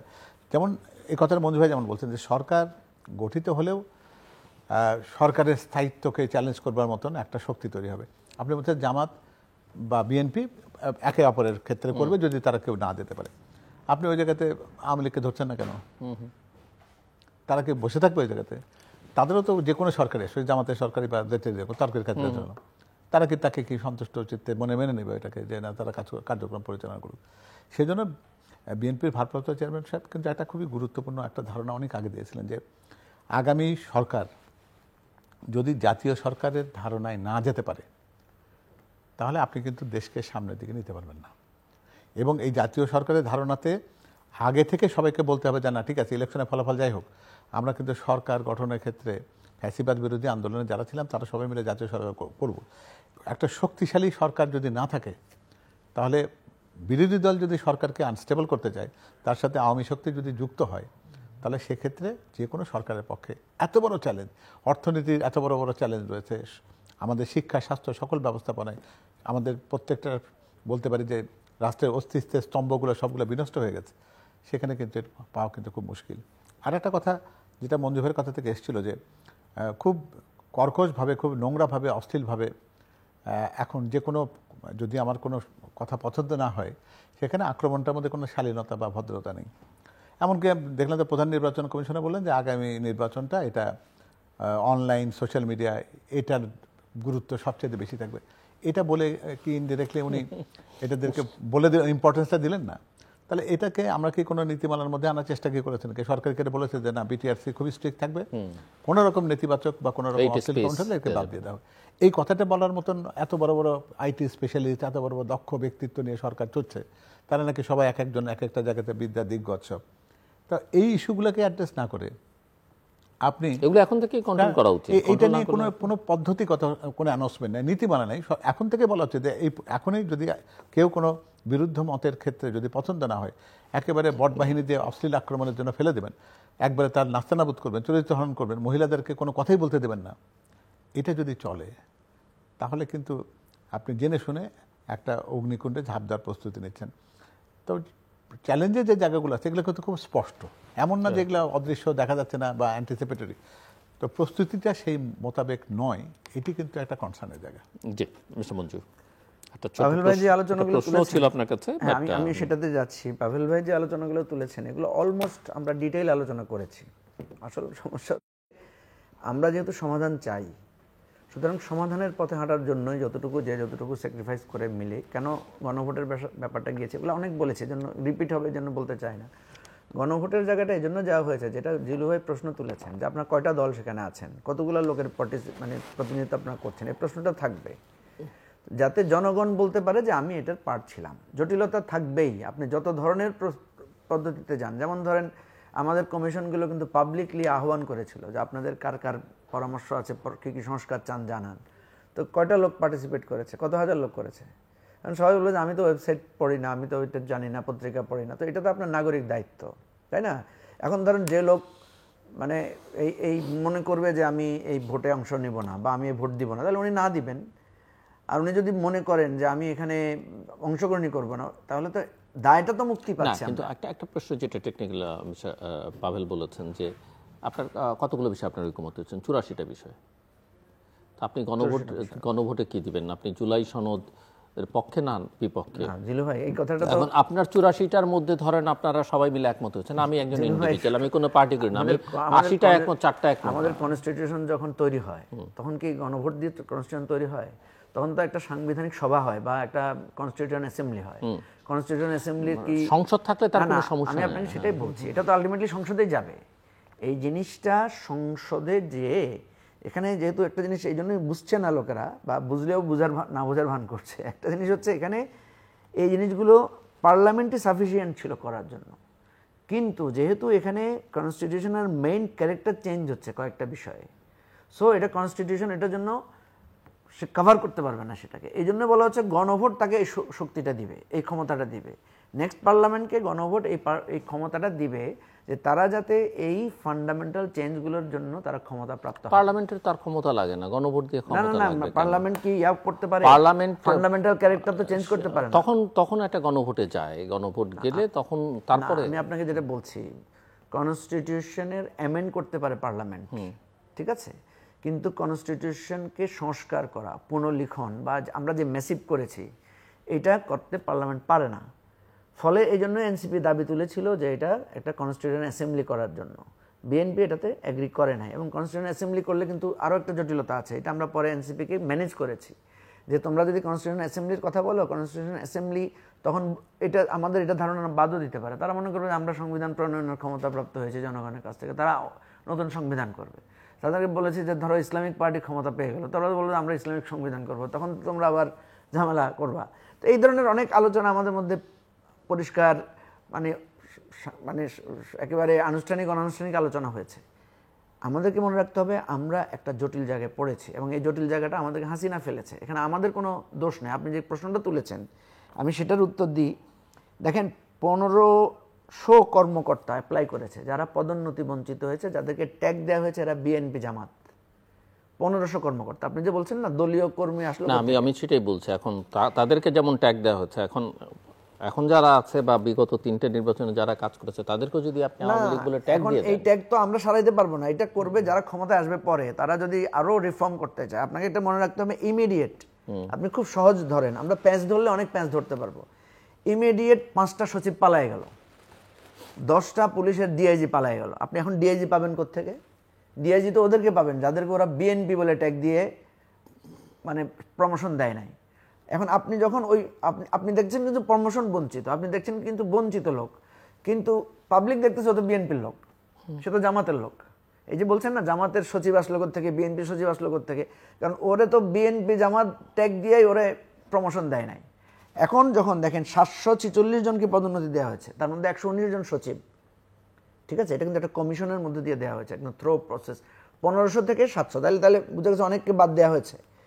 এই জায়গায় এদেরকে যখন আপনি দিচ্ছেন তখন জামাত বলতেছে ওই যে বিএনপিতে দিয়ে দিচ্ছে, বিএনপি বলতেছে ওই যে জামাতরে দিয়ে দিচ্ছে। এতদিন কিন্তু ওরা ওইটা বলে নাই, এখন তারা যখন ক্ষমতার দ্বন্দ্বে লাগছে এখন তারা একজনকে আরেকজনকে দিচ্ছে, এবং কেউ কাউকে আবার এটাও বলছে যে সে ফ্যাসিবাদের দোসর, কারণ তার এখন সে অমুকের পিএস ছিল, অমুকের পিএস ছিল, এই ধরনের বিষয়গুলো ধরছে। প্রশ্ন হচ্ছে এই যে আপনারা এখন প্রশ্ন তুললেন না, গণভোটে তো সে এইগুলো সংস্কারগুলো দেখবে না। সংস্কারগুলো নাগরিক হিসেবে তো তার দায়িত্ব দেখার, নাগরিক হিসেবে তো তার কর্তব্য বলার, ঠিক আছে না? যেমন আপনি তো কোনো জান না, কিন্তু আপনি তো বারবার প্রশ্ন তুলতেছেন, আপনি তো এগুলো নিয়ে লিখেছেন, বলেছেন, সেমিনারও করেছেন, যার যার জায়গা থেকে সে দায়িত্ব পালন করেছে। কনস্টিটিউশন কখনোই পিপল পড়বে না। আমাদের 3 জনের মধ্যে আমরা হিসাব করলে দেখবো পুরো কনস্টিটিউশন আমরা কখনো পারপাস ছাড়া কখনো কনস্টিটিউশন ধরেও দেখি নাই। বাট কনস্টিটিউশন দেখার দায়িত্ব তো আমরা একজনকে দিয়েছি, ভোটের মাধ্যমে দিচ্ছি। ফলে আমরা এখানে যেটা করেছি, পার্লামেন্ট যেহেতু নাই, পার্লামেন্টের অ্যাবসেন্স, এই পলিটিক্যাল পার্টিগুলো এটাকে থরোলি ডিসকাশন করেছে, করার পরে এটা গণভোটে দিচ্ছে, গণভোট পার্লামেন্টকে এখতিয়ারটা দিবে। এইভাবেই আমরা বারবার ট্রেন লাইনচ্যুত হয়, আবার সে ট্রেনে উঠতে হয়। বারবার আমাদের দেশে আমরা কনস্টিটিউশনকে ভায়োলেট করেছি, আবার আমাদেরকে কনস্টিটিউশন জায়গায় ফিরে যেতে হবে, এছাড়া তো আমাদের আর কোনো পথ নাই। এবং এই সব কিছুর জন্য দায়ী শেখ হাসিনা, এই সব কিছুর জন্য দায়ী শেখ হাসিনার ফ্যাসিবাদী রেজিম। উনি আমাদেরকে এই জায়গায় নিয়ে গেছেন, এখন ওনার জন্য আমরা ফাইট করতে পারছি না। আপনি বলেন জিলু ভাই, আপনাকে যদি এখন বলা হয় যে আওয়ামী লীগকে নিষিদ্ধ ঘোষণা করা হয়েছে, ধরেন আপনি একজন মানবাধিকার কর্মী, আপনি কালকে আওয়ামী লীগের এই নিষেধাজ্ঞা প্রত্যাহারের জন্য আপনাকে বললাম আমরা যে আপনি মামলা করেন একটা, আপনি যাবেন? আপনি যাবেন না তো? না, আমি এত যাব না, বাট আমি তো সবসময় বলছি যে কোনো আপনি পলিটিক্যাল পার্টি যাবেন না কেন? আপনি প্রশ্ন কোনো হচ্ছে আপনি পার্টি যাবেন না এই কারণে। এক্সিকিউটিভ অর্ডারে আপনি যাবেন না এই আমি তো কারণে। আওয়ামী লীগ করি না, সো আমি আওয়ামী লীগে যাব না। আমি আওয়ামী লীগ আপনি আওয়ামী লীগ করেন না, কিন্তু আপনি ধরেন মানবাধিকার কর্মী হিসেবে গেলেন, আপনি একটু ভিন্ন না, জায়গায়। কিন্তু সেটা যে জাতীয় এবং আন্তর্জাতিক বিশেষ করে আন্তর্জাতিক মানবাধিকার সংগঠনগুলো বলছে যে কোনো রাজনৈতিক সংগঠনকে নিষিদ্ধ করা, আন্তর্জাতিক মানবাধিকার সংগঠনগুলো ইভেন জাতিসংঘ বলেছে, যখন আমাদেরকে গুম করা হয়েছে, যখন আমাদের অফিস ভাঙা হয়েছে, যখন বিএনপি অফিস তালা লাগিয়ে ওই সেখান থেকে 54 জন না 55 জন নেতাকে একসাথে, তখনও মানবাধিকার সংস্থাগুলো বলেছিল, সেটা নাই, কিন্তু মানবাধিকার সংস্থাগুলো বলবেই স্বাভাবিক। আমাদের সমস্যা, আমাদের জায়গাটা তো আমরা দেখছি। কথা আমি যেটা বলতে চাই সেটা হচ্ছে আওয়ামী লীগ আজকে এমন একটা জায়গায় দেশটাকে নিয়ে গেছে। আপনি ওই যে বিষয়টা হচ্ছে এরকম যে আপনি যখন তার পক্ষে কথা বলতে যাবেন, আপনার কথাটা চোরের পক্ষে হয়ে যাচ্ছে। আপনি যখন কথা বলতে যাচ্ছেন, তার কথাটা একজন খুনির পক্ষে হয়ে যাচ্ছে। এটাই হচ্ছে আমাদের সংকট। এই সংকট থেকে তো আমাদেরকে ফেলেছে কে? আমাদেরকে তো ফেলেছে শেখ হাসিনা। জি ডক্টর পাবেল, জি আমরা ফাইনাল রাউন্ড, আমার মনে হয় যে শেষের দিকে বোধ আমরা চলে গেছি। আমার মনে হয় যে আলোচনা থেকে যেটা আসলো সেটা হচ্ছে যে এটা সমাধানের যদি আপনার জন্য মিনিট 4-5 হ্যাঁ, সমাধানের যদি আমরা সত্যিকারের কোনো একটা পথ খুঁজতে চাই, কারণ বিভাজিত শক্তি দিয়ে এই সংকট উত্তরণ সম্ভব না, এত বিভক্তি দিয়ে। মঞ্জু ভাই, পাগল ভাই যেটা বলছেন এটা কারেক্ট। এই একটা ইউনাইটেড জায়গায় যদি পৌঁছা যায়, আমরা আমাদের একমাত্র দায়িত্ব হবে এই সমস্যার আপনি কোনোদিন সমাধান না, আপনি আপনি দোষ চাপাতে পারবেন, ওগুলো বাদ, ওই কবে গণভোট হবে, পিআর এগুলো সমস্ত কিছু জায়গা থেকে আপনি একটা, এই যে আপনি কথাটা বারবার বলছেন যে সংকটে যিনি ফেলেছেন সেই শেখ হাসিনার কথা বলছেন এবং তার ফ্যাসিস্ট দোসরদের কথা বলছেন, তাদেরকে যদি আপনি আগামী দিনেও মোকাবেলা করতে চান বা বাংলাদেশকে যদি সত্যিকার অর্থে মানুষের প্রত্যাশার বাংলাদেশের কাছে নেন, তাহলে এই বিভাজিত নিজেদের মধ্যে বিভাজন রেখে এটা সমাধান হবে না। একটা ঐক্যের জায়গাতে আসতে হবে এবং সেই ঐক্যের জায়গাতে আমাদের ভেতরে এই গুড সেন্সটা থাকতে হবে যে সরকারের যিনিই যাক না কেন, আমরা সরকারকে প্রথম দিন থেকে ডিস্টেবিলাইজ করা, আনস্টেবিলাইজ করার জন্য চেষ্টা করব না। কারণ এই সরকারকে যদি সময় আপনি না দেন, তাহলে এই যে ঐক্যমতের যে ধারণাগুলো নিয়েছিল বাস্তবায়ন কাকে দিয়ে করবেন? আপনি তো বলছেন যে আগামী 2 বছরের মধ্যে যে সরকার নির্বাচিত হবে তাকে দিয়ে করাবেন, আবার তাকে ডে 1 থেকে ডিস্টার্ব করা শুরু করে দেবো। এই দুটো জিনিস তো একসাথে হয় না।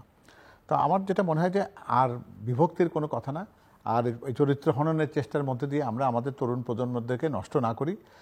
যে তারুণ্যকে একটা শক্তির জায়গাতে আমরা দেখেছি গত 24 জুলাই আগস্টে, যারা বাংলাদেশকে নতুন একটা বাংলাদেশ দেখার একটা সম্ভাবনা দ্বার খুলে দিয়েছে, তাদের জন্য এই বাংলাদেশকে নিরাপদ করার দায়িত্ব কিন্তু আপনারা যারা রাজনীতি করেন, আমরা যারা রাজনীতির সাথে আছি, আমাদের অন্তত একটা জায়গা থেকে কণ্ঠস্বরটা ওঠা উচিত যে আমরা অন্তত বিভক্তির জায়গায় থাকবো না। অসংখ্য বিভক্তির জায়গা যেগুলো আছে সেগুলোর থেকে অন্তত একটা কমন জায়গাতে আসি। তো আমরা তো এটা তো মানে যে ফ্যাসিবাদের পুনরুত্থান আমরা চাই না, বাংলাদেশে একটা ন্যায় বাংলাদেশ প্রতিষ্ঠিত হোক এটা চাই, আইনের শাসন থাকুক, সাংবিধানিক প্রতিষ্ঠানগুলো তার নিজস্ব সক্রিয়তা চলুক। এই কয়েকটা বেসিক জায়গাতে যদি আমাদের ঐক্যমত থাকে, তাহলে কিন্তু আমরা এইটাকে মোকাবেলা করতে পারবো। কিন্তু আবারও একই কথাই বলে যে বিভাজিত শক্তিকে যদি আপনি নিজেদের মধ্যে বিভাজন করেন, তাহলে আপনার জন্য সংকট উত্তরণের কোনো পথ বা সংকট উত্তরণের কোনো সুসংবাদ আগামী দিনের জন্য আছে বলে তো আমার অন্তত মনে হয় না।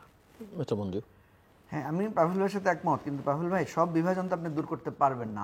আমাদের কিছু আমি হচ্ছে তো মোটা common, দাগে আমাদের minimum বিশেষ মোটা করে দাগে সমাজে কিছু- যে ঘৃণা বা আমি ওনাকে একে কোনো স্পেস দেয়া যাবে না, দিতে হবে না, আমি নাগরিক আপ- প্রত্যেকের স্পেস আমি দিতে আপনাকে একটা হবে। ছোট উদাহরণ দেই। আপনি দেখেছেন হয়তো, পাভেল ভাই তো ভালো জানবেন। সেটা হচ্ছে মির্জা ফখরুল ইসলাম আলমগীর সাহেব ইসলামী আন্দোলন বাংলাদেশের অফিসে গিয়েছেন, তাদের সাথে একটা শুভেচ্ছা মিটিং হয়েছে। মিটিংয়ের পরে একটা কাগজে স্বাক্ষর হয়েছে, 7 দফা বা 10 দফা একটা স্বাক্ষর। সেখানে একটা কথা ছিল গুরুত্বপূর্ণ, যে কোনো দলের বিরুদ্ধে হিংসাত্মক বা মানে খুব অপমানজনক কোনো কথা বলবে না, এবং জাতীয় বিষয়ে তারা ঐক্যমত থাকবে। আপনার 1 মাস যেতে না যেতে দেখা গেল যে ওই ওই ওই ওই প্রতিজ্ঞা 2 দলই ভঙ্গ করেছেন। মানে ইসলামী আন্দোলন বাংলাদেশ লোকেরাও বিএনপি সম্পর্কে খুব খারাপ কথা বলেছেন, আর বিএনপির পক্ষ থেকে বলা হয়েছে একটা চরের দল বা এই টাইপের কিছু একটা বলে দেখা গেলো যে ওনাদের আর এটাই নষ্ট হয়ে গেছে। এখন কথা হচ্ছে, আপনি চুক্তি করলেন, অঙ্গীকার করলেন, সেটা তো রক্ষা তো করতে হবে। ছোট্ট একটা উদাহরণ বলি আপনাকে, যেমন ধরেন আপনার এনসিপির নাহিদ ইসলাম বললেন যে জামাতের পিআরটা একটা প্রতারণামূলক একটা কর্মসূচি। ঠিক আছে, শব্দটা একটা রাজনৈতিক দলের জন্য একটু ভার বহন করা খুব কঠিন। ঠিক আছে, এখন কথা হচ্ছে, এরপরে দেখলাম যে জামাত সেটাকে আরও খুব মানে স্ট্রংলি সেটাকে সে ইয়ে করলো, এবং দেখবেন এই বাকযুদ্ধ চলছে। তারপরে বললো যে বাবার সন্তানেরা কি হয়, তারা আবার বললো অধ্যত্বপূর্ণ। এই জায়গাটাকে আমরা এটা করতে পারি না? যে ধরেন ওরা বললো যে এটা প্রতারণামূলক, জামাতের পক্ষ থেকে যদি বলা হতো, সে ফর এক্সাম্পল ধর আমি, যে আমাদের কেন প্রতারণামূলক মনে হচ্ছে, কারণ আমি নিজেও, আমাকে কেউ কেউ জিজ্ঞেস করেছে আপনার কি মনে হয় জামাত প্রতারণামূলক কাজ করেছে? আমি জামাত, আমি মনে করি কৌশল নিয়েছে, যে আমি পিআরের কথা বলে, যেমন পিআর জামাতে বলাতে দেখি প্রত্যেক টেলিভিশনে পিআর পিআর পিআর পিআর, কিন্তু আমরা যখন ইন্টারনালি বসি, জামাত বলে যে ভাই পিআর নিয়ে আমাদের এত সিরিয়াস ইয়া নাই, আমরা আপার হাউসের পিআর হলে খুশি। তো এখন এই জিনিসগুলো তো নাহিদ ইসলামরা দেখেছে। আমরা যেহেতু পুরানো রাজনীতি করি, আমরা বুঝেছি এটা একটা কৌশল। তো নাহিদের দৃষ্টিতে এটাকে সে মনে করেছে ডাবল স্ট্যান্ডার্ড। তাই এখন কথা হচ্ছে, এই জায়গাটা ডায়ালগ করলেই তো, এই যুক্তিটা তুললেই তো হইতো যে নাহিদ ইসলাম, আমরা এটাকে একটা পলিটিক্যাল কৌশল হিসেবে নিয়েছি এবং এটা আমাদের একটা পার্মানেন্ট দাবি, আমরা সেটাকে পপুলার করার জন্য এই দাবিটা রেখেছি। এটা একটা আর্গুমেন্ট দিলেই তো হয়ে যায়। এখন যখন পাল্টা বলে, যেমন আমি ওদেরকে বললাম যে তোমাদেরকে তো বলছে যে বাবা জন্ম নিয়ে বাবার সাথে খেলতে আইসো না, ওরা বলছে তো আমরা তো জন্মের আগেই আপার সাথে খেলে ফেলছি।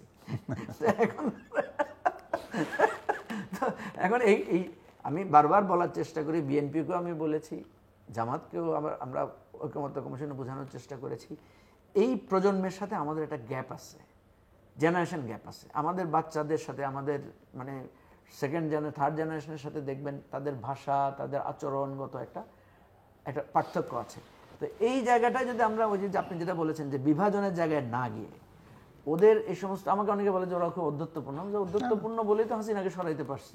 এটা তো জেনারেশনের ভয়েসটা এরকম, জেনারেশনের ভয়েস এরকম। আমরা আগে মুরব্বীদেরকে, আমাদের মা বাবারা আমাদেরকে কিভাবে মারতো বলেন, এখনকার আমরা আমাদের সন্তানদেরকে কি চোখ রাঙালেই তো ভয় পাই, এরপরে সে কি খাওয়া বন্ধ করে বসে না কি করে। এই জেনারেশনের সাথে যেহেতু রাজনীতির পরিবর্তনটা এসেছে, এটাকে যদি আমরা ধারণ করতে পারতাম তাহলে আমরা বেটার পেতাম, যেটা জিলু ভাই আশা করতেছিলেন, বা ওনার কণ্ঠের মধ্যে হতাশাও আছে প্রচুর। তবে আমি ফেলিউরের জায়গায় ডক্টর ইউনূসকে আমি দায় মুক্তি দিতে পারি না। উনি এই কাজটা করতে পারতেন আরও প্রপারলি, সেটা উনি করতে পারেন নাই। যদি উনি এই জেনারেশনকে, উনি সারা পৃথিবীর মানুষকে উনি উৎসাহ দেন, সারা পৃথিবীর মানুষকে উনি উজ্জীবিত করেন, এত বড় একটা চান্স উনি পেয়েছেন, বাংলাদেশকে উনি একটা বেটার জায়গায় রেখে যেতে পারতেন। কিন্তু ওই যে আমি আবার আশঙ্কার কথা বলি, যে মানে আশঙ্কা সত্ত্বেও আমরা তো আশা নিয়ে বাঁচতে হবে, আশা নিয়েই আমরা সামনে চলব। আপনি আর কিছু যোগ করবেন? জাস্ট 30 সেকেন্ডসে। না, এটা আমার হচ্ছে সবার কথা এটাই হওয়া উচিত। আর এই যে জেনারেশন, এই জেনারেশনকে নিয়ে তো আমরা রাজনীতি কোনোদিন করেননি, তাই না? এই জেনারেশনের সাথে রাজনৈতিক ডায়ালগ আলোচনাতেও আপনারা কখনো যান নাই। তো একটা সূচনা হয়েছে এখানে, প্রায় 2-3টি জেনারেশন কিন্তু বর্তমানে স্টেক হোল্ডার বা যারা সত্যিকার অর্থে আগামী বাংলাদেশকে বিনির্মাণ করবার কাজের সাথে আছেন। তো আমার মনে হয় সবাই মিলে একটা জায়গাতে অন্তত আমরা আসি, যে একটা কমন একটা জায়গা থাকুক, যে এই দেশের জন্য যে একটা আগামীর বাংলাদেশটা সত্যিকার অর্থে জনগণের বাংলাদেশ হবে। এই জায়গাটিতেই যদি আমরা থাকতে পারি, তাহলে আর অন্য কোনো বিভাজনের জায়গাটা থাকে না। আমরা একটা জিল্লুর ভাইয়ের প্রত্যাশার সত্যিকার অর্থে বাংলাদেশের কাছে যেতে পারি। নির্বাচনের যে সংশয়টা উনি দেখেন সেটা হয়তো এটার মাধ্যমে দূর হবে একমাত্র। দর্শক অনুষ্ঠানের শেষ প্রান্ত আমরা সামাজিক যোগাযোগ মাধ্যম ফেসবুক, এক্স এবং ইউটিউবে তৃতীয় মাত্রা লাইভ স্ট্রিম হচ্ছে, আপনারা দেখতে পারেন। টেলিভিশনের পর্দায় দেখতে না পারলে যে কোনো সময় যে কোনো স্থান থেকে ইউটিউবে তৃতীয় মাত্রা চ্যানেলটি সাবস্ক্রাইব করে এই পর্ব বা পুরোনো পর্বগুলো আপনারা দেখতে পারেন। মিস্টার মুজিবুর রহমান মঞ্জু এবং mister professor doctor Moudud Hossain Alamgir Pavel, অসংখ্য ধন্যবাদ এই আলোচনা অংশ নেবার জন্য। দর্শক, মিস্টার মুজিবুর রহমান মঞ্জু আলোচনার সময় বলছিলেন তিনি আমার অনেক কিছুর সঙ্গে বা কোনো কোনো কথার সঙ্গে একমত, কিন্তু সমস্যা একটাই, একমত কিন্তু শুনতেও পারবেন না, মানতেও পারবেন না, এটা হচ্ছে সমস্যা। তিনি বলছেন নির্বাচনটা সংঘাতময় হতে পারে, নির্বাচনের পরের পরিস্থিতিটাও সংঘাতময় হতে পারে, যে ধরনের নির্বাচনের দিকে আমরা এগোচ্ছি। মিস্টার পাভেল বলছেন যে একটা ভালো ইলেকশন করবার জন্য যে ধরনের চ্যালেঞ্জেস আছে সেগুলো অ্যাড্রেস করা হচ্ছে না, ওনার সংখ্যাটা সেই জায়গায়, এবং উনি মনে করেন যে একটা ভালো নির্বাচনের প্রস্তুতিটাও এখন পর্যন্ত দৃশ্যমান নয়, সেটা করতে হবে। তবে মিস্টার পাভেল যে কথা অত্যন্ত গুরুত্বের সঙ্গে বলেছেন এবং যার সঙ্গে মিস্টার মঞ্জুও দ্বিমত পোষণ করতে পারেন, সেটা হচ্ছে যে বিভাজনের যে রাজনীতি, প্রতিশোধ প্রতিহিংসার যে রাজনীতি, এটা যদি আমরা জিয়ে রাখি তাহলে এটা ক্রমাগত চলতেই থাকবে, এই বৃত্ত থেকে আমরা বেরোতে পারবো না। এবং বাংলাদেশের যে লক্ষ্য, বাংলাদেশের জনগণের যে আকাঙ্ক্ষা, বিশেষ করে তরুণ প্রজন্মের যে আকাঙ্ক্ষা, সেটা আমরা কখনো বাস্তবায়ন করতে পারবো না। কাজে কাউকে না কাউকে কোথাও থেকে শুরু করতে হবে, এবং সেটা তাকে ব্যক্তিগতভাবে, দলগতভাবে বা গোষ্ঠীগতভাবে ত্যাগ স্বীকার করে হলো। অন্যথায় এই বৃত্তচক্রের মধ্যেই আমরা শুধু ঘুরপাক খেতে থাকবো, কিছু দূরে এগোবো আবার হোঁচট খাবো, কিছু দূরে এগোবো আবার হোঁচট খাবো, কিন্তু আমাদের চারপাশে যারা আছে তারা আমাদের ছাড়িয়ে অনেক এগিয়ে যাবে, আমরা ওই একই জায়গায় পড়ে থাকবো। আমরা আশা করবো যে আমাদের রাজনৈতিক নেতৃত্বের মধ্যে এই বোধোদয়টা খুবই জরুরি। আর নেতাদের কাজ, নেতারা জনগণের সঙ্গে সম্পর্ক রাখবেন, জনগণের পালস বুঝবেন, সেটা বুঝে তার করণীয় নির্ধারণ করবেন, কিন্তু একই সঙ্গে নেতাদের এটাও কাজ জনগণকে তারা তৈরি করবেন, প্রস্তুত করবেন। কারণ নেতা যতখানি বুঝতে পারে, একটা সাধারণ মানুষ, আমি আপনি নাগরিকদের পক্ষে সবসময় সবটা বোঝা সম্ভব নয়, কারণ তার দেখার দৃষ্টিভঙ্গিটা অনেক বিস্তৃত। কাজেই আমাদের সেরকম নেতৃত্ব রাজনীতিতে দরকার। আমাদের সঙ্গে থাকবার জন্য অসংখ্য ধন্যবাদ, আপনাদের সবার জন্য শুভকামনা।